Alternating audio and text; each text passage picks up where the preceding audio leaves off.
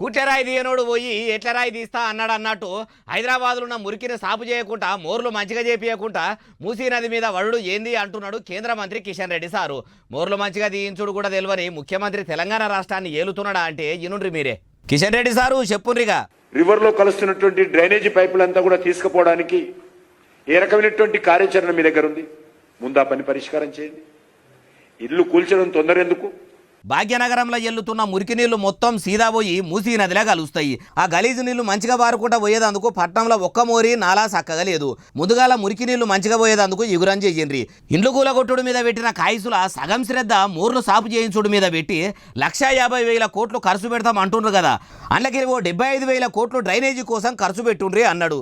అవు మరి కిషన్ రెడ్డి సార్ చెప్పిన దాన్ని బట్టి చూస్తే పట్టణంలో ఒక మోరి సాపు ఉండదు. చిన్న వానడల్లు పడ్డా కానీ మురికి నీళ్లు మొత్తం రోడ్ల మీదకి వస్తాయి.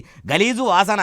ఉత్తప్పుడు కూడా ఏమన్నా చక్కదనం ఉంటుందా అంటే ఏడనన్నా నీళ్లు ఎక్కువైనాయే అనుకో సడాకులన్నీ మురికి నీళ్లతోని సత్యనాసు. మూసీ నది చుట్టుముట్టు ఇండ్లు కూలగొట్టాలనుకుంటున్న సీఎం సారు ఇట్లా కూడా ఎందుకు ఆలోచిస్తలేడు?